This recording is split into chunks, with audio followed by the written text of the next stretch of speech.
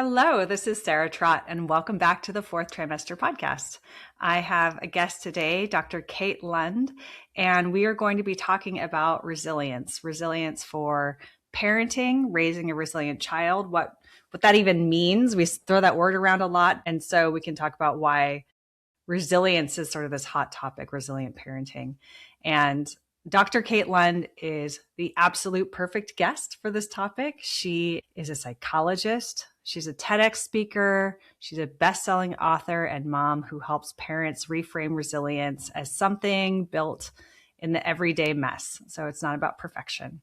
So in this conversation, we're going to explore how resilient parenting lays the foundation for raising a resilient kid from day one. And so it's really not about powering through, but thinking about the small science-backed practices that help parents feel steadier on difficult days. So that's our conversation. I'm really thrilled to have you here. Kate, welcome to the program. Well, thank you for having me. I greatly appreciate it. Yeah. Kate, would you like to introduce yourself in your own words? Sure, sounds good. Yeah, so as you mentioned, I'm a psychologist. I've been doing this work for about 20 years. Beyond my work as a psychologist, working with mostly parents at this point, and these parents can be working across domains, but really our focus is on helping parents to optimize their own sense of well-being within their own unique context. And that's a journey that's really evolved for me over time. I have 18-year-old twin boys, and I had to learn early how to factor in the piece about optimizing my own sense of well-being throughout the different phases, of the boys growing up. I mean, when they were first born, when they were infants, my husband was on the road about 6 days a week. So I kind of put my career to the side for a little bit, not fully to the side, but a little bit, and really was with the boys and the sleep deprivation, the chaos. And that is really what got me focused on parenting and how we as parents can optimize our own sense of well-being within a context that works for us so we can show up fully across the domains of our life. So it's a little bit on the parenting angle and my life as a parent, and then the psychology piece for sure. Having twins is probably one of those things that no one can prepare you. I feel like no one can prepare you for parenthood, and then twins just is a lot. It sounds on top of it. Yeah, definitely. But you know what? It's so interesting because people say that to me all the time, and it is true. I mean, it's a lot, right? But I also don't know what it's like to just have one baby, you know? Right. I mean, my husband and I got a puppy 3 years before the boys were born. So she was kind of a single baby, so to speak. And but in terms of human babies, no, two is all I've ever known. So, we just kind of, I think, have to evolve into whatever's needed and just do it. And that's kind of what happened. Well, I tip my hat to you, twin parent. And I want to start with maybe the dictionary definition of resilience, because I looked it up. It's the capacity to recover quickly from difficulties and toughness. And in psychology and human development, it's kind of expanded a little bit, right? It's about adaptation. Maybe you can speak to that a little bit. Yeah, absolutely. And so it's about adaptation. It's about being able to adapt to and move through and beyond, the challenges that are inevitably going to hit us each and every day. And so I look at resilience much more broadly than the definition that you mentioned from the dictionary. Because oftentimes people are thinking, okay, a challenge comes up, I'm going to be resilient, I'm going to get through it, and I'm going to set that resilience off to the side. But that's not really what it's about. It's about integrating sort of a resilient lifestyle, a resilient mindset into your core from the inside out, such that you're better prepared to kind of ride challenges like waves, really. And sometimes that'll be easier said than done, because we're all hit with challenges from all directions all the time, right? So it's really important to have resilience consistently built in, baked into your way of living, your way of being. And that's really how I'm looking at it much more broadly. And then there's the concept of being a resilient parent and also having a resilient kid. So there's all kinds of I see headlines all the time around raising a resilient child. But where does that start? Right. It's such a great question. And, you know, really, it starts with us as parents from the inside out, building that resilient lifestyle, that resilient mindset into our own sense of self and being, such that we can model for our kids, we can show up fully for our kids. And the modeling becomes much more important, as the kids get a little bit older, a little bit sort of more able cognitively to recognize what we're doing, kind of integrate some of what we might be teaching them in terms of building that resilient foundation, that resilient lifestyle. And it starts with, I truly believe, having a way to modulate your stress response as a parent. So to show up as level as possible each and every day. Of course, easier said than done. Sometimes we're going to start a little bit higher than others, but the goal is to be as level as possible, have a tool or technique that we use to foster that, and then share that with our kids, teach this same thing to our kids, or help our kids find a way that they can do the modulation of their stress response in a way that works for them. And so I've got one technique that I love to share with everybody, teach basically all my clients, because it's super simple, super easy to integrate, but yet very powerful. It's called the relaxation response, and it was developed by a physician in Boston in the 1970s, before all of this stuff was sort of a thing. But he had this sense and really well-researched technique that's super simple. Come up with a word or a phrase that you find soothing in some way, and you breathe. And I have folks practice 5 to 10 minutes on either side of the day to kind of bookend the day, start to integrate what that modulation feels like. Because let's face it, particularly as parents, we're moving through life so fast that we don't often recognize or realize what it really feels like to be showing up level, because we're so used to being up here in terms of our baseline. So that's a really important beginning strategy for us to build in, and then us to share with our kids early, but that will kind of, the impact of that will increase across developmental stages. Your point about having a baseline that's pretty high, man, that's so hard to even know where you're at, because when you're in it, how can you tell? Right, exactly. Until you start to sort of maybe fall over the edge of like burnout, or maybe you start getting sick a lot, or your temper gets short and all of that. But that's not true for most of us, right? We're just functioning at this really intensified level of sort of heightened emotional state or stress or whatever we want to call it. And it's just, it feels like our norm. But then, it's that piece of experiencing the other side, either in the, okay, it's become too much and we really are kind of at the point of burnout, or the other side of, we've taken a step back. We've, started to experience those moments of calm, which then foster more of a sense of joy, all of that. And then we're like, oh, I think I want more of this, the calm and the joy. And then that's our signal to start practicing something differently or shift gears in some way. It takes practice. I like that you're highlighting that word.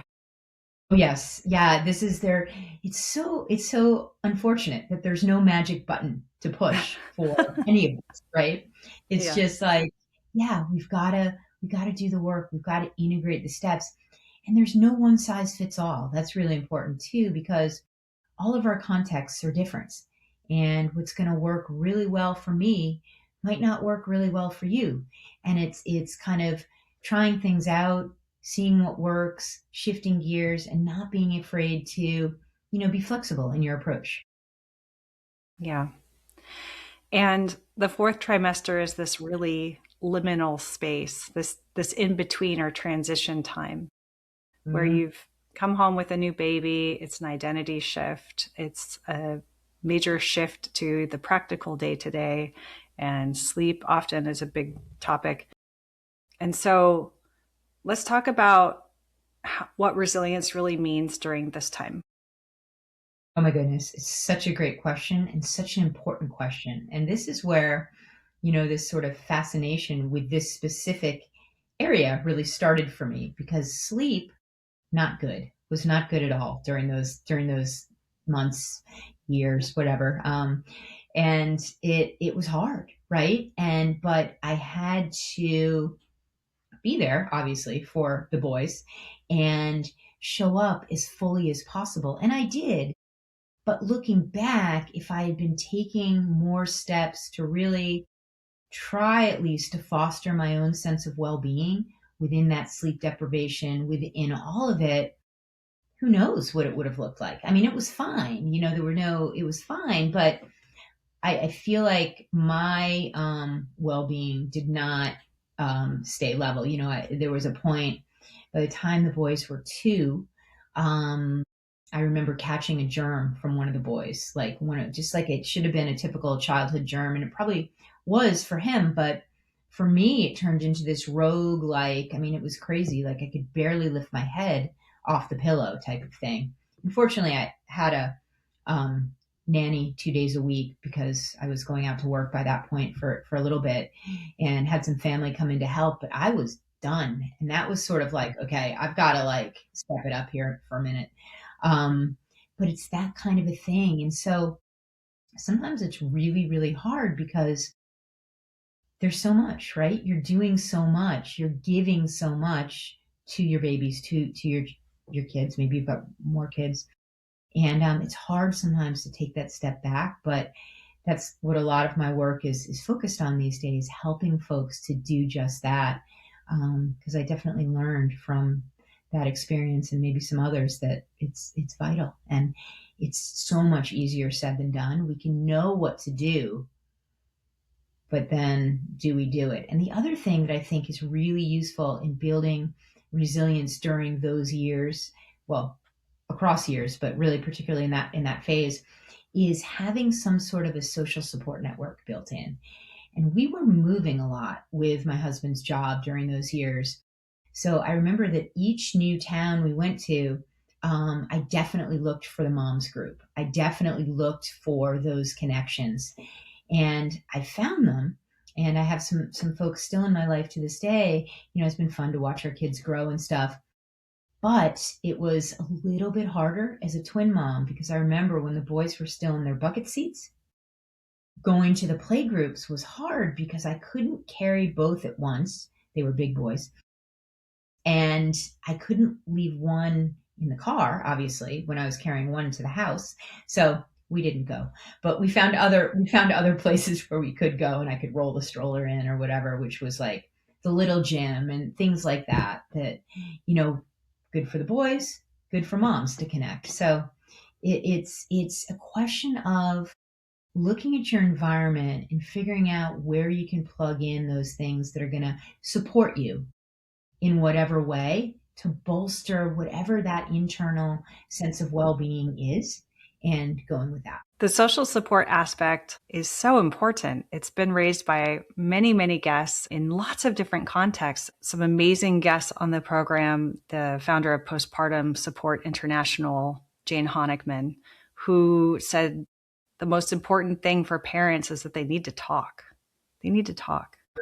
100%, right? Because there's often, if you're home alone with the baby, it's quiet, and it was so, I remember, powerful for me to either connect with friends of mine from, say, college or graduate school days that had kids slightly older than mine.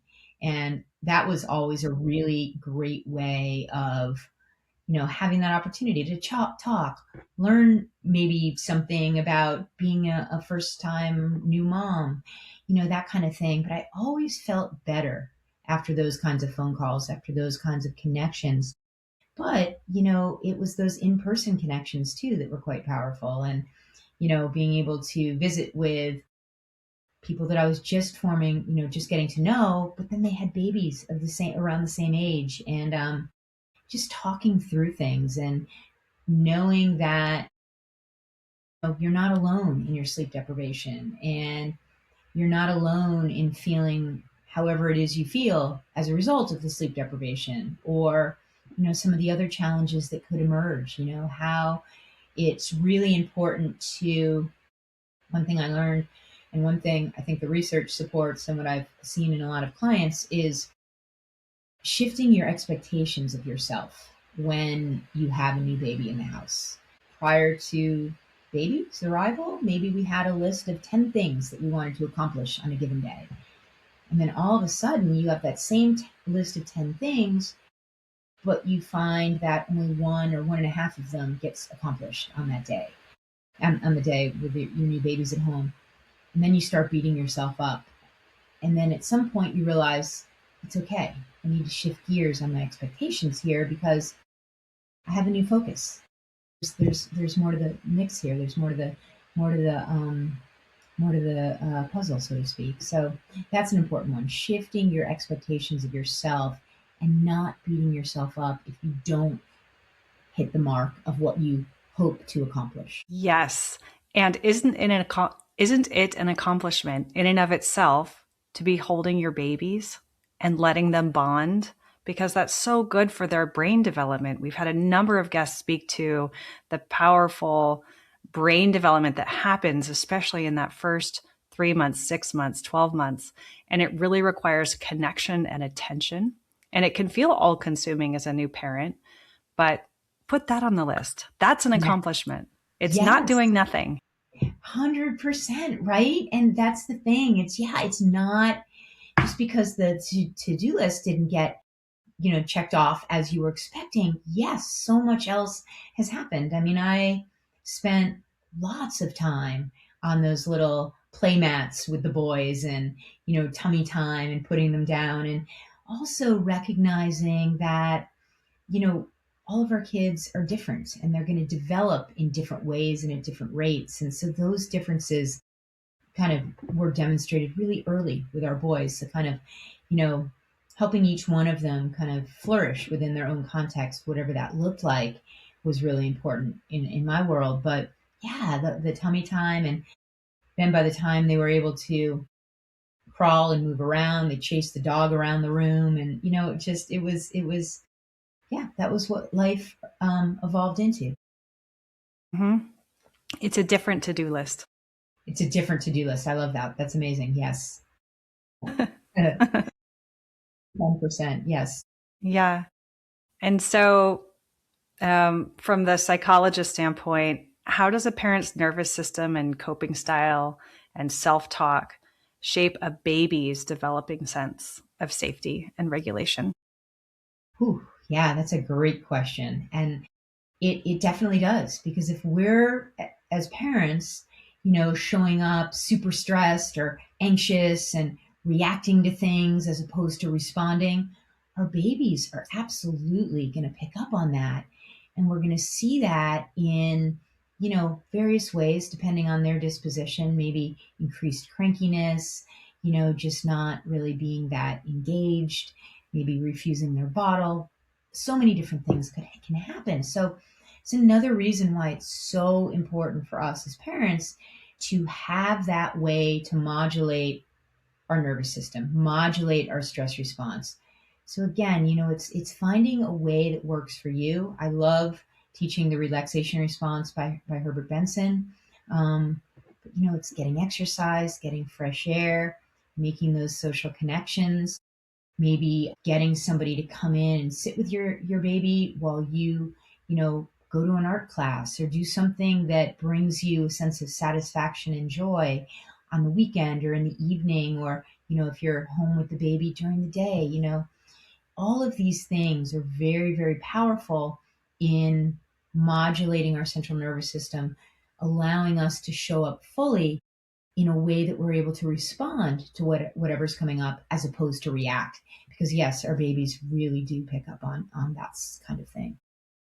Yeah. And you talk about having friends or family or other forms of support, maybe even someone you've hired professionally, like a postpartum doula, coming in to help give you the time and space that you need for this work. Yeah, absolutely. And it's very powerful to be able to do that.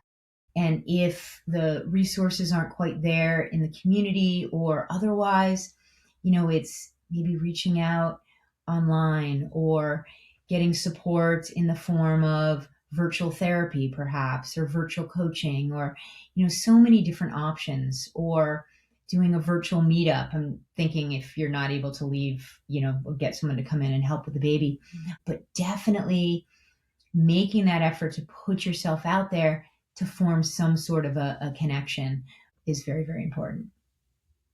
Yeah. And not being afraid to ask for help, because that's a very important, very, very important piece of it. And oftentimes we're sometimes hesitant to ask for help, or hesitant to call the neighbor because one of the boys might be sick and take him to the doctor, but the other one you don't want to bring. So can you come sit with the baby? That kind of a thing. It's really important to be able to reach out. And I find in my work, and even I experienced this early on too, there can be a hesitancy to reach out, to ask for help. But that's actually a really important sign of strength, asking for help. Right. It's the difference between feeling comfortable with saying, yes, I could use some help, or trying to hide a struggle, like trying to just put on a face as if everything's fine when the truth is that it's not. And so what's the cost of holding it all together, so to speak? Yeah, it's big, it's high, because what happens is we can try to hold it all together, and we can do that for a certain amount of time. But at a point, all of us are going to break a little bit, right? Because the load on our nervous system is rising so high. And it's going to impact us. It's going to impact our physical health. We might get sick in a way that we haven't before, or we hadn't in the past, or that moving forward.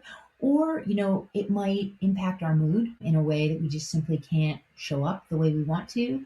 We might get very anxious. We might just burn out. We might just become flat and not be able to really engage in much. So the cost of holding it all together and really resisting help is very high. Right. So considering the alternative, asking a friend or neighbor if they can do something simple like help walk your dog, those small things actually have such a huge benefit. 100%, yes. We've talked about this a little bit, but maybe if you could share some more practical examples of what resilient parenting really looks like during challenges like sleep deprivation or feeding challenges or emotional overload or whatever it is that's happening.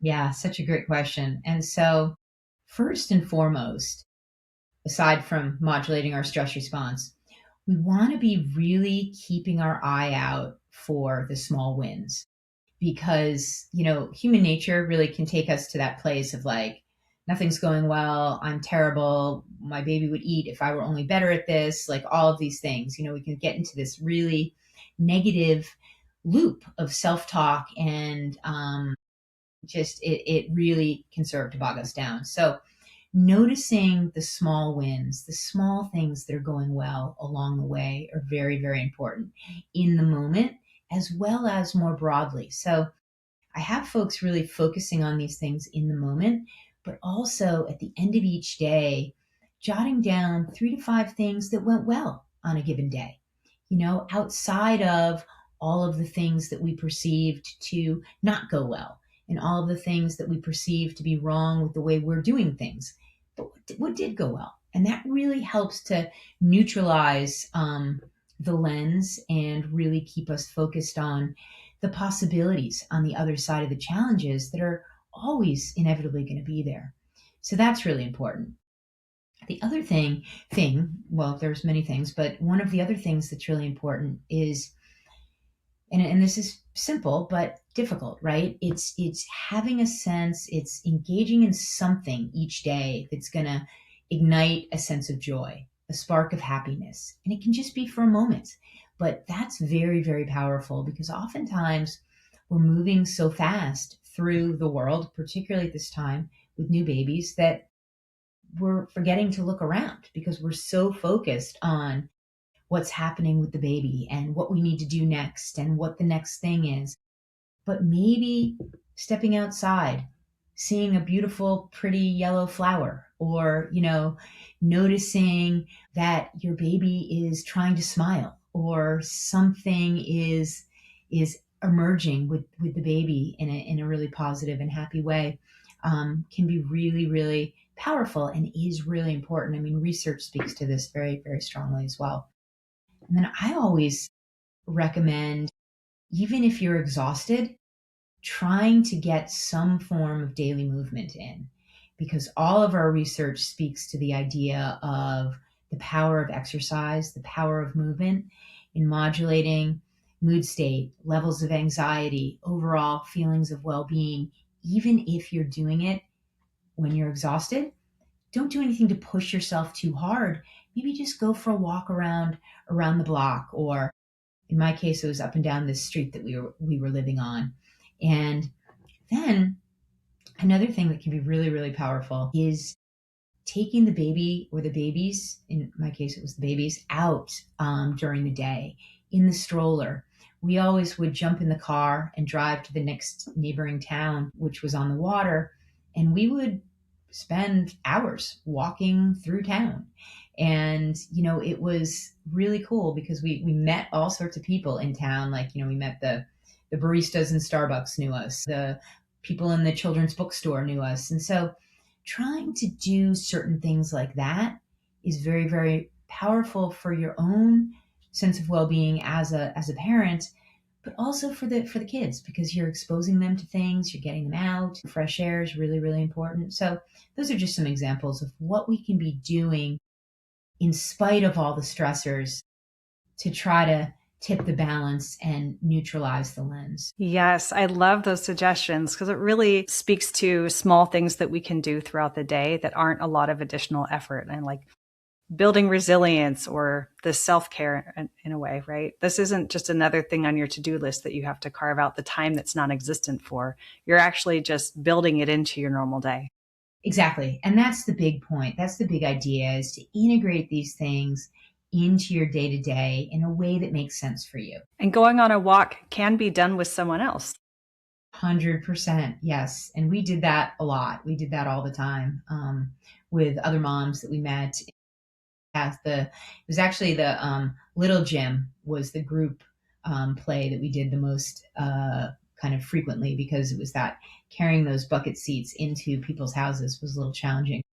When we were out in the stroller, it was awesome.